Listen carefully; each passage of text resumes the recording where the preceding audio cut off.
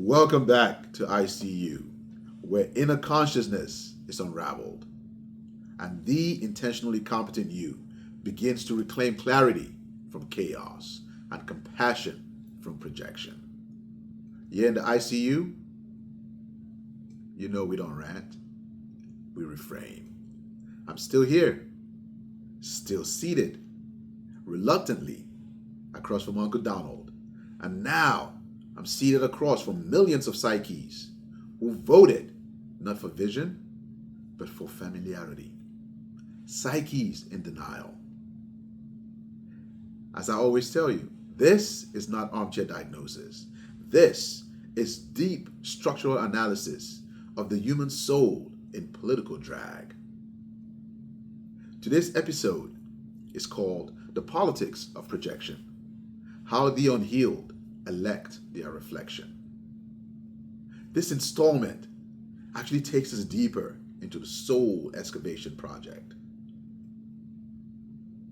placing psychological projection, and it endangers the minds that are weak. It's a dangerous role that I'm taking on in the democratic collapse. Front and center, we have to face the truth and face it head on. We have to stand up for what's right. So let's begin. What is projection, really? Let's define this with care. Projection is a defense mechanism. It allows us to take parts of ourselves, usually unwanted and painful, and attribute those parts to someone else. So before someone accuses you of being a thief, you accuse them of being a thief. Before someone accuses you of being a liar, you accuse them of lying. Before someone confronts you with the truth, you label them as fake. We project our rage. We project our fears. We project our shame. We project our lost longing for control. In therapy, projection shows up when a client says, "I'm not angry, they are." Or, "I can't trust anyone." Why distrusting themselves most of all? In politics, projection looks like voting for someone who performs the confidence you never had, or blaming the other side for the very tactics your own camp uses and employs, just in different clothing.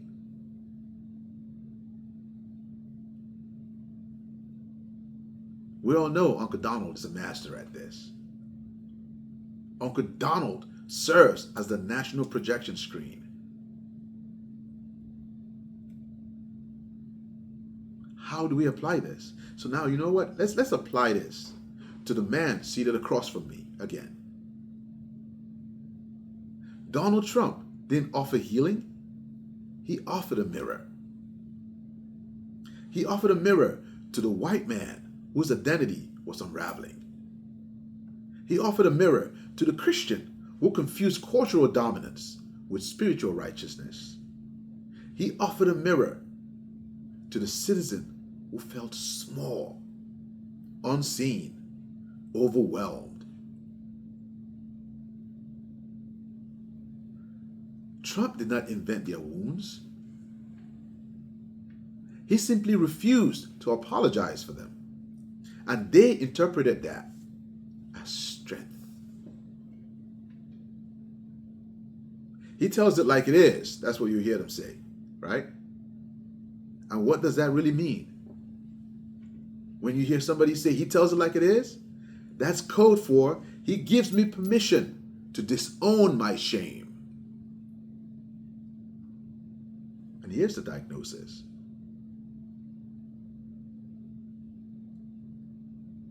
Look at yourself in the mirror. What shame is it that you're hiding? Focus on you. Get yourself better. Because when you say, you assess, when you say he tells it like it is, and you assess that as he's giving you permission to disown your shame, here's the dangerous part. When people are unhealed, they don't vote for their highest self. They vote for their unfinished business.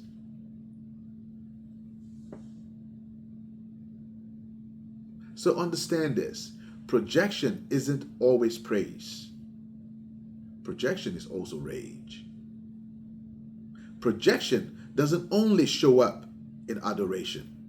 Projection also shows up in obsession. And we're all witnesses to that. If you find yourself constantly triggered by Trump, if your nervous system collapses every time his name is spoken, ask yourself this question. What unhealed experience is he pulling on inside me? What is he tapping into? He may resemble the father who never apologized. He may resemble the pastor who gaslit your pain. He may resemble the boss who weaponized charm and ego. This doesn't make your critique invalid. It makes your healing essential. The point is not to normalize him. The point is to neutralize the emotional hook he has in your story. Listen to that. I'll repeat that line again for you. The point is not to normalize him. The point is to neutralize the emotional hook he has on your story. And I emphasize your story. Reclaim your story. Reclaim yourself. Reclaim your narrative. Why is projection so spiritually dangerous? There are several reasons, but here are a few of them. Projection replaces intimacy with assumption. Projection replaces responsibility with outsourcing. Projection replaces growth with loops of reenactment. A nation that projects blames immigrants for economic fears and safety. Welcome to America. A nation that projects blames queer people for moral decline. Welcome to the world. A nation that projects blames intellectuals for complexity. Welcome to the universe.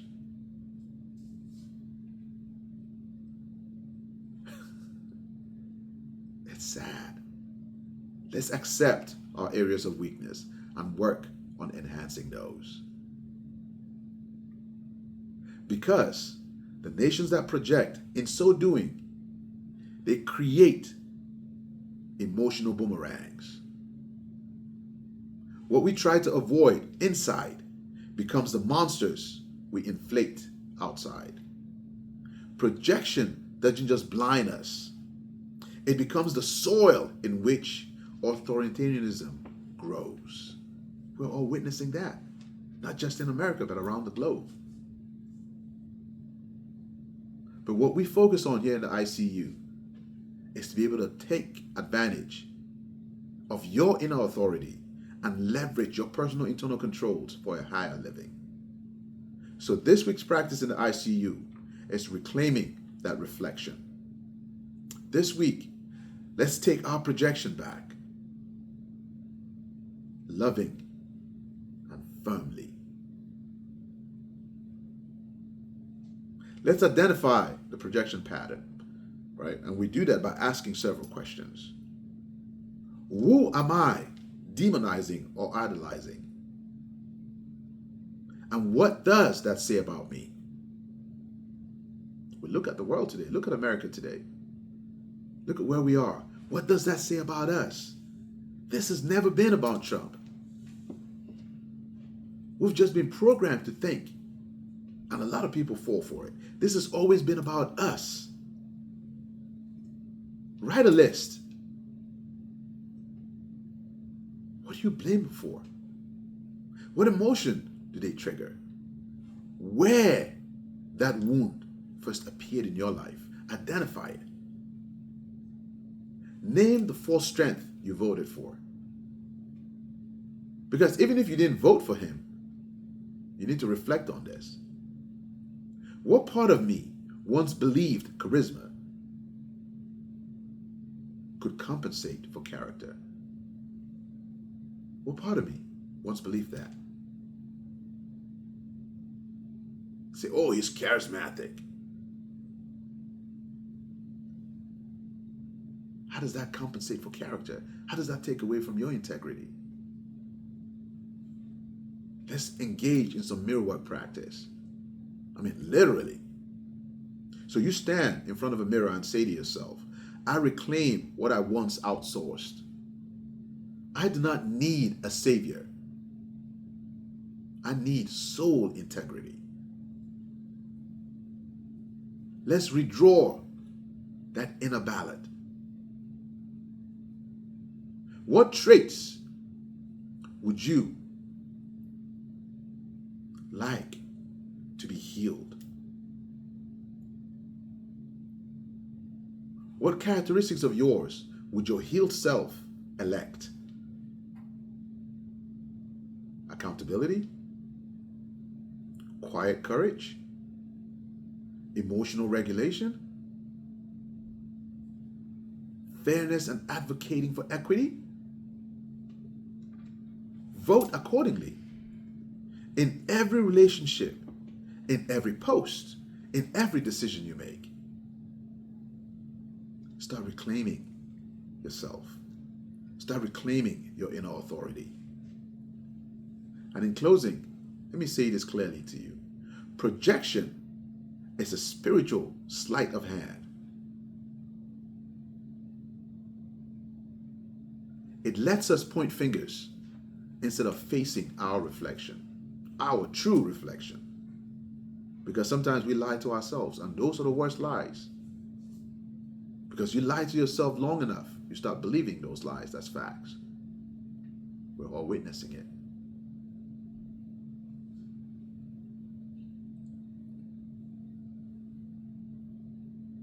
And Trump, or any political figure, can only hold that projection if we refuse to reclaim it ourselves. But here's the good news. We can withdraw the projection without losing our power. We can reclaim our truth without reviving our trauma. And when we do that, the leaders we choose begin to reflect our healing, not our fragmentation. So let's focus on that. Let's focus on that.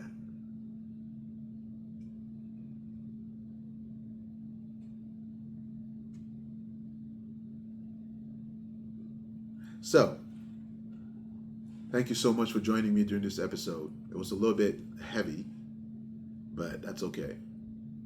Because sometimes some of these words trigger certain things that come to my mind. How we allow ourselves to be manipulated like this so easily.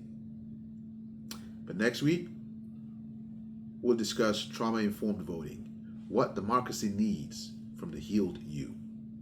Until then, remember to always carry what serves you, release what doesn't, and keep walking forward with your ancestors at your back and your inner compass ahead as your guiding staff.